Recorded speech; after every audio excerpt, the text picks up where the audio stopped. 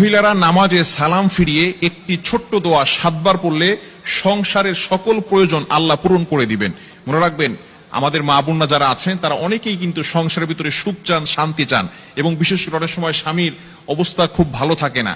স্বামী দেখা যাচ্ছে অনেক কষ্ট করছে, কিন্তু সংসারে কোনো উন্নতি করতে পারছে না, ডেভেলপ করতে পারছে না। এই জন্য মহিলারা বিশেষ করে যারা আছেন তারা কিন্তু ঘরের ভিতরে অনেক সময় পান, নামাজ পড়ার একটু সময় পান, নামাজের পরে একটু আমল করার সময় পান। যেহেতু পুরুষরা বাহিরে থাকে, সকালবেলা বের হয় আর অনেক রাত্রে চলে আসে, এবং বিশেষ করে অনেক কষ্ট তারা বাহিরে করে থাকেন।